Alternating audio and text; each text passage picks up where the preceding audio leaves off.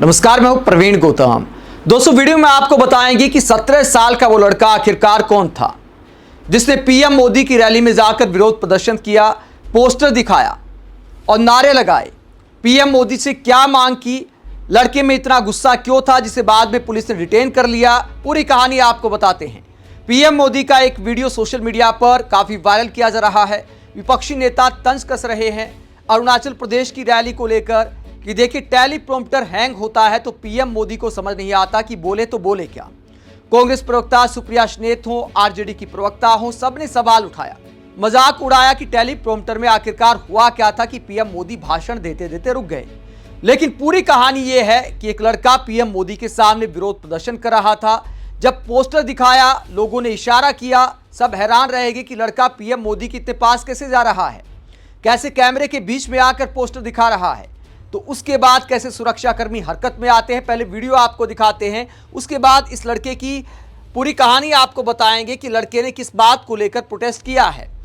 पहले आपको बताते हैं कि इस लड़के में आखिरकार इतना गुस्सा क्यों था, किस तरह इसने प्रदर्शन किया जिसके बाद उसे डिटेन किया गया।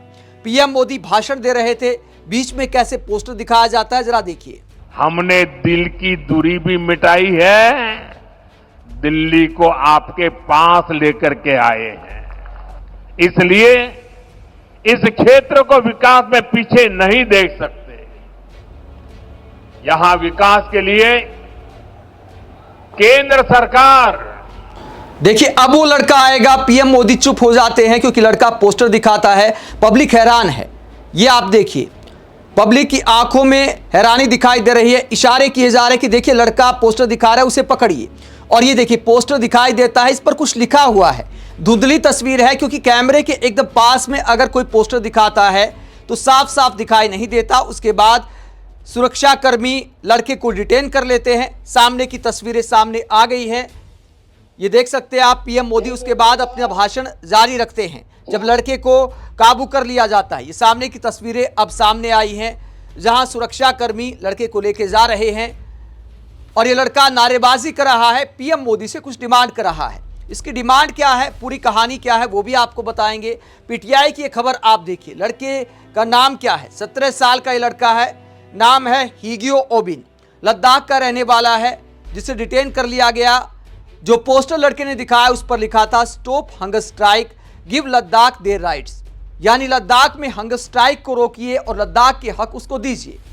ये पूरा मामला क्या है, पूरा मामला ये है कि लद्दाख में सोनम वांगचुक भूख हड़ताल पर बैठे हैं, अनशन पर बैठे हैं, 12 दिन से ज्यादा हो चुके हैं, लेकिन मोदी सरकार उनकी सुनवाई नहीं कर रही। कई बार वो इन मुद्दों को लेकर अनशन पर बैठ चुके हैं, बीच में बातचीत होती है लेकिन फिर बातचीत पटरी से उतर गई है।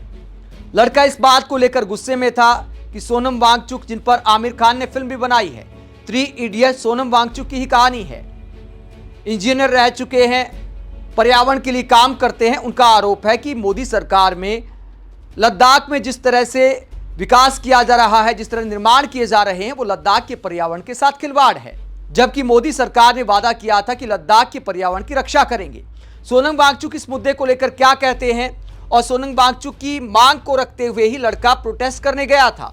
सोनम वांगचुक का बयान आप सुनिए, किस बात को लेकर वो मोदी सरकार से नाराज हैं और भूख हड़ताल पर हैं और इसी भूख हड़ताल को खत्म करने की उस लड़के ने मांग की है। जरा सुनिए बयान। प्रिय प्रधानमंत्री नरेंद्र मोदी जी, नमस्कार। आज मैं आपको कुछ खास मन की बात बताऊंगा लद्दाख की। कल मैं आपको बता रहा था कि 2019 में आपने लद्दाख पर बहुत बड़ी कृपा की। न सिर्फ आपने लद्दाख को यूटी का दर्जा दिया, बल्कि वादा किया कि लद्दाख को 6वें शेड्यूल में संगठित करेंगे। हमारी बहुत बड़ी उम्मीद जागी, मगर आने वाले सालों में ये बातचीत गृह मंत्रालय के साथ चलने लगी और वो बिल्कुल धीमे होते होते रुक सी गई। कहा जाता है कि उद्योगपतियों का बहुत दबाव आया और बात यहाँ तक पहुंची कि 2 साल पहले गृह मंत्री अमित शाह जी ने लद्दाख के नेताओं को फटकार लगाते हुए ये कहा कि मैं आपको 6 शेड्यूल नहीं दूंगा, चाहे प्रधानमंत्री खुद लिख के दें, मैं नहीं दूंगा। तो इससे हमें लगता है कि आप शायद देना चाहते थे शुरू से ही, मगर अमित शाह जी को कोई आपत्ति थी। मैं आपसे विनती करूंगा कि आप अमित शाह जी से बोलें, उन्हें समझाएं कि वचन पूरा करना एक आदर्श होता है। रघुकुल रीति सदा चली आई, प्राण जाए पर वचन न जाए, ये राम के आदर्श हैं। हम राम के बड़े बड़े मंदिर बनाते हैं, उनके आदर्शों पे भी हमें चलना चाहिए। ये लद्दाख की आशा है आपसे, और उन्हें अपना वचन निभाने में मदद करने के लिए हम आंदोलन चला रहे हैं। 3 सालों से हम अनशन पर, ये 5वां बार है हमारा 5 हफ्ते का, और ले से दिल्ली तक पैदल चले, पैरों में छाले लेकर। वचन पूरे करने तो दूर की बात, हम पर ही उत्पीड़न शुरू हो गया है। अभी आज तक हमें पुरस्कार ही पुरस्कार मिलते रहे हैं, वो चाहे राज्य के गवर्नर्स मेडल हो, फिर रोलेक्स पदक हो, मैग्सेसे पदक हो, 7 विश्वविद्यालयों के ऑनरी डॉक्टरेट हो। पहले सितंबर में हमें बताया गया कि हम पर एक FIR है, वो भी देशद्रोह का, उस आदमी पर जिसने चीन के बहिष्कार का आंदोलन चलाया आपसे मिलकर। तो ये हास्यास्पद लगा। उसके बाद कुछ हफ्तों में हमें एक पत्र मिला जिसमें कहा गया कि हमारे विद्यालय जो हयाल है, वैकल्पिक विश्वविद्यालय, उसकी जमीन को वापस ले लिया जाएगा क्योंकि हमने लीज डीड पूरा नहीं किया और लीज के पैसे नहीं भरे।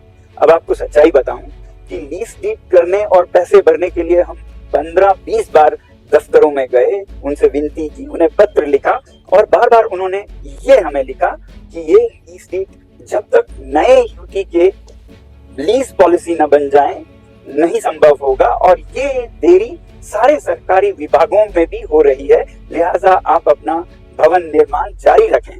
तो उनके अनुमति से हम भवन निर्माण करते आए, और उन्होंने ये नॉन इनकम्बरेंस सर्टिफिकेट भी हमें दिया, जिसका मतलब है कोई आपत्ति नहीं है, आप आगे बढ़िए। तो उसके बाद अचानक से जमीन वापस लेने की हमें धमकी दी गई। हमें समझ आता है ये हमें तड़पाने के लिए, ताकि हम इस मांग को छोड़ दें और चुनाव के आते झुक कर ये सब बातें मान जाएं। और उसके बाद इनकम टैक्स के समन्स आने लगे। ये बिल्कुल हास्यास्पद बात है, क्योंकि इनकम टैक्स लद्दाख पर लागू नहीं होता है। लद्दाख टैक्स फ्री है, यहाँ का कोई भी नागरिक टैक्स नहीं देता है, सिर्फ एक नागरिक देता है, वो मैं हूँ, क्योंकि मैं समझता हूँ कि टैक्स राष्ट्र निर्माण के लिए जरूरी है।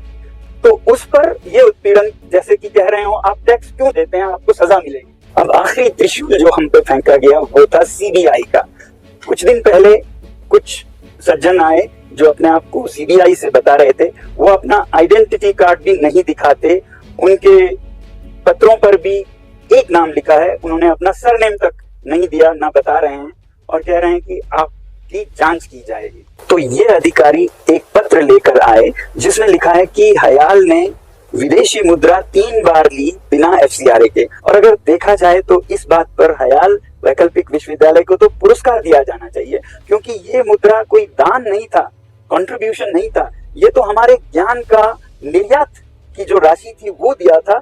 हमारे ज्ञान को यूनाइटेड नेशन, संयुक्त राज्य ने सराहा, और यहाँ के सोलर हीटेड घरों को अफगानिस्तान में वो लागू करना चाहते थे, उसके लिए उन्होंने हमें फीस अदा की। उसी तरह स्विट्जरलैंड के यूनिवर्सिटी ने हमारे ज्ञान की कीमत दी, उसी तरह इटली के एक परियोजना ने भी हमारे ज्ञान की कीमत दी। अब देखिए, कोई भी यूनिवर्सिटी आप चाहते हैं कि वो स्वावलंबी बने, हम ज्ञान निर्यात करके उसका अदायगी ले रहे हैं, तो वो कैसे जुर्म हो सकता है। उससे भी दुख की बात आपको बताऊं, उनके पत्र में खास लिखा है कि 2022 से 24 तक का हम जांच करना चाहते हैं। जब उन्हें 2022 से 24 तक में कुछ नहीं मिला, तो वो 2020, 21 सब मांगने लगे, जो कि इसके परव्यू में नहीं था। आप बताइए, क्या हमें उनको देना चाहिए जो उनसे कोई संबंध नहीं रखता?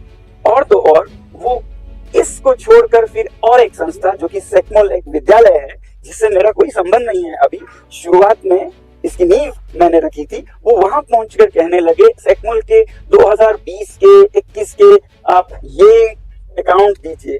अब सेक्मोल हयाल से बिल्कुल जुड़ा नहीं है, पहली बात तो असंबंधित किसी संस्था से कैसे मांगे, वो भी 2022-24 का होता तो समझते, वो भी 20-21 का मांग रहे हैं। हमें विशेषज्ञ और वकील ये कह रहे हैं कि ये एक फिशिंग एंड रोइंग एक्सरसाइज है, यानी कि कुछ भी ढूंढ के खंगाल के कोई ऐसी चीज निकालें जिस पर कि एक आरोप लगाया जा सके। तो ऐसे हथकंडे अपना रहे हैं हमारे गृह मंत्रालय। तो मैं आपसे निवेदन करता हूं कि आप उन्हें बताएं कि किसी भी मंत्रालय का मान मर्यादा होता है, साथ ही साथ कोई IT सेल हमारे बारे में बुरे खबरें छाप रहे हैं, छोटे तो छोटे, यहाँ तक कि ANI जैसे जाने माने मीडिया हाउसेस भी झूठ फैला रहे हैं। वो शायद हमारा चरित्र हनन करना चाहते हैं पहले, और फिर कुछ कहीं से निकाल कर आरोप लगाकर हमें बंद करना चाहते हैं ताकि हमारी आवाज बंद हो। ये बंद कभी नहीं होगी, हमारी जान निकल जाए मगर आवाज बंद नहीं होगी।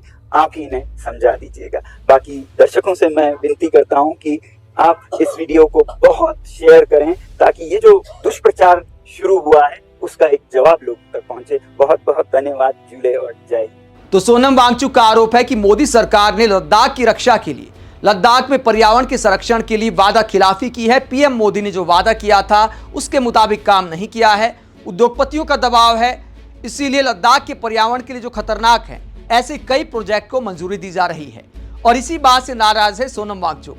वो कहते हैं कि लद्दाख की संस्कृति खत्म हो जाएगी, लद्दाख का पर्यावरण खत्म हो जाएगा, लद्दाख के कल्चर को ऐसे विकास से खतरा है। मोदी सरकार के सामने अपनी मांग रखते हुए सोनम वांगचुक कई बार भूख हड़ताल कर चुके हैं, दिल्ली की पदयात्रा कर चुके हैं। सरकार ने बार बार आश्वासन दिया है, लेकिन एक बार फिर भूख हड़ताल पर है सोनम वांगचुक। इसीलिए उस लड़के को गुस्सा था, वो गुस्सा जताने पीएम मोदी की रैली में पहुंच गया, जिसके बाद उसे डिटेन कर लिया गया है। आप इस पूरे मुद्दे को लेकर क्या सोचते हैं? कमेंट बॉक्स में अपनी राय जरूर दें। साथ ही चैनल को सब्सक्राइब भी करें। नमस्कार।